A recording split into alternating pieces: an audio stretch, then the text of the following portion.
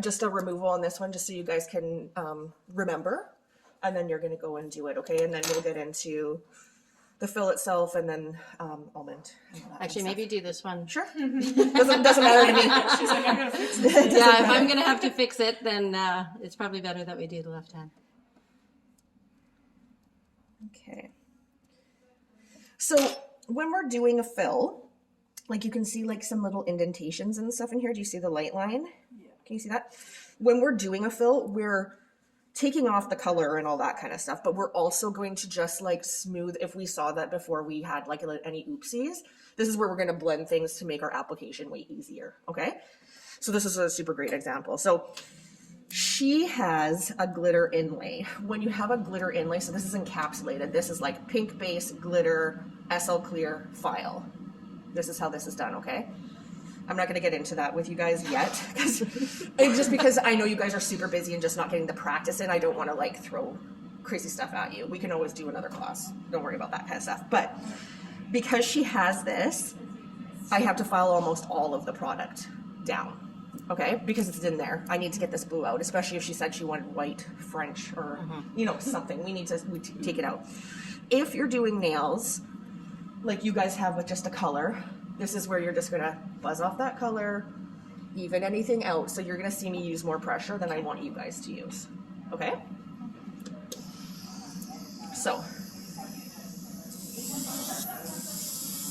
can you hear that pressure?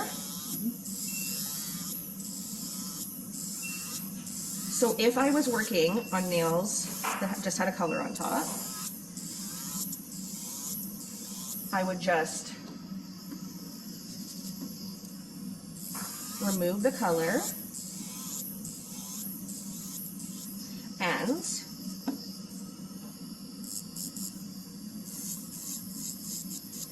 blend anything that I found, little bumps and oopsies and stuff like that. Okay? So can you see now, like if you can each feel the nail.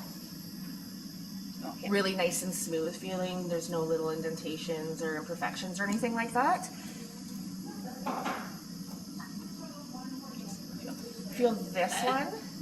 I'm not trying to pick on your nail tech. No. It's important to feel that. It's okay. I've noticed that she sometimes they're just not. And now that you're becoming a nail tech, it's a different time, right? Yeah. So do you see the difference of the two? So this smoothness is what we want to have, because each step we do prepares us for the next step. So we want to get ourselves prepared, okay?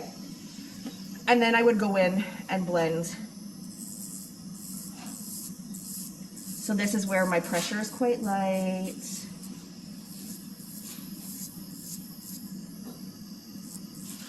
I'm holding from above so I can push these little flaps of skin back, right? If we hold it like this, it's really difficult to get close enough to see and to pull the skin back, so holding from above. Remember, you're allowed to move her. I'm using my light. If you're just working from on top and you stay on top, you'll never see any of this. So that's why you'll see that I move her, blend, blend, blend, and that would be your fill. Okay? So we have built-in color that we have to take out. So this is where I'm going to have a little bit more pressure and a little bit more speed.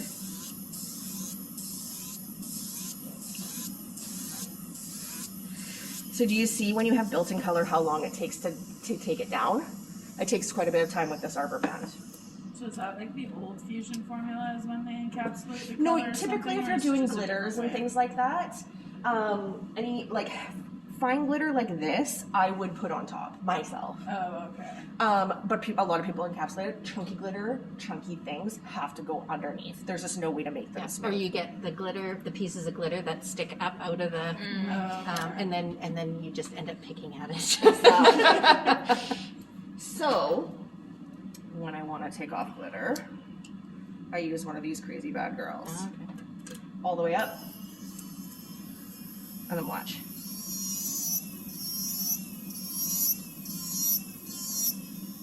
Oh, it sounds like the dentist drill. It's smooth. And it gets it off. Wow, that looks like a charm, hey? Way faster. You cannot work on natural nail with any coarse bits like this, because you see what it does to the glitter. It'll do worse to the nail. Okay, so right now you guys are new to your e-files and stuff like that, but I would encourage you to get a little bit of a coarser carbide bit. This is intense. I would say don't do that, like a medium. Is Lindsay here today? Yes. Okay. Lindsay can show you what I mean. Or no, okay. I can show you later. So you would do your main removal and then go back into your arbor band. And then anything that's a little bit closer to the natural nail.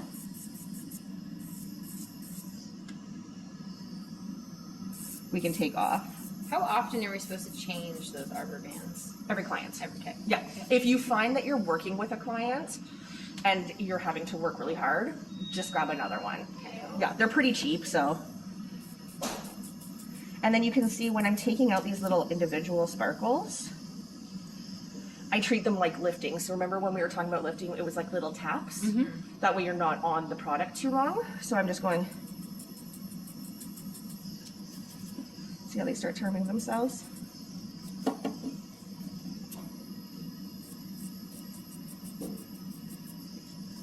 And it's a little effort for me.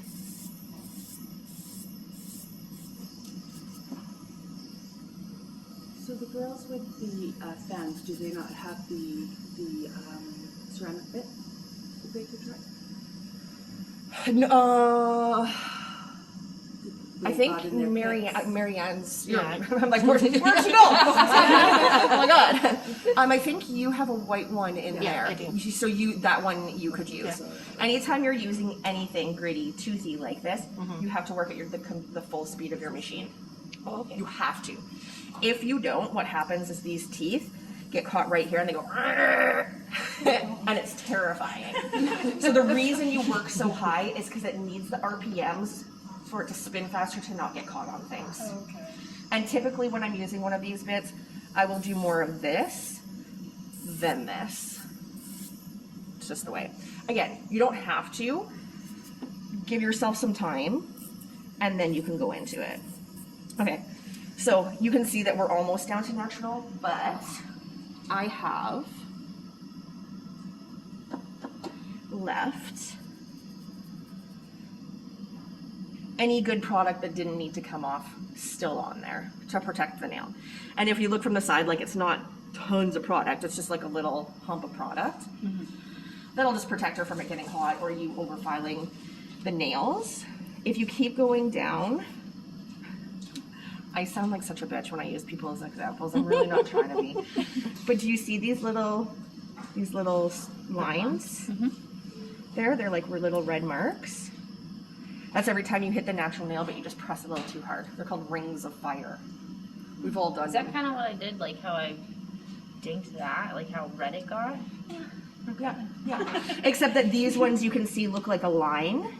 Because that's exactly where the fill was. Like you can see when people have rings of fire, you can be like, that's 3 weeks, that's 3 weeks. It's like rings on a tree. And it's a type of trauma. It's trauma, right? Yeah, it's overfiling. So like if you look at my clients, I never get to see that because she takes them off and puts them back on. Yeah. if you look at like my clients, I'm sure Carmen's clients, we've all done it too, believe me. We were beginners too, and I've done it to myself, 100%. That's why I know. I was wondering why it got so red. I was like, what did That's I do? overfiling. Yeah, So it overfiling like in the beginning or to take it off? probably both. Okay. I'd assume a little bit of both. Yeah. Yeah. But yeah, so when they look like that or red or whatever, that's the overfiling that we're talking about when we say watch what you're doing, okay? So like I said, you can see like rings on a tree where every fill has been. Ideally what will happen when we're doing a fill, when you take this off, it just looks like her natural nail. There's not going to be marks, right? Because if we did a clear nail on her right now, You're gonna see that. you're gonna see every little imperfection, right? Okay. So then I'm gonna go into my cone or pear bit, whatever one you guys are feeling, whatever one you guys are liking.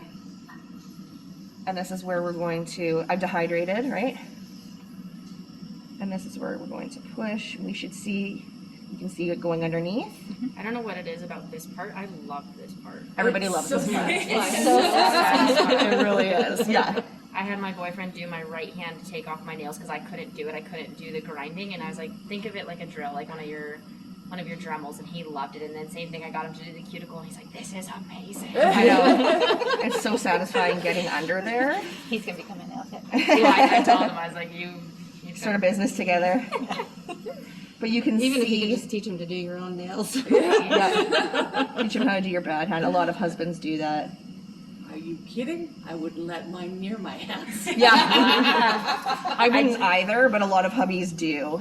I tried to do mine. I tried to do his, so I was like, I gotta send. I forgot to send everything in. I forgot to take pictures, and I was like, I gotta do yours. And I started touching his nails. He's like, I don't like when people touch my hands. And I started to do his nails. He's like, I can't do this. I don't like this feeling. I have a million pictures. I just haven't had time to upload them to the computer and then email them off. You can text Yeah. them to me. Okay. For like right from your phone. Okay. Yeah, don't worry about that. So now you can see we're all cleaned up in this area, and we've raised up this skin. Okay? Can I borrow somebody's nippers? I can get mine. Oh, okay, perfect. And then I'm gonna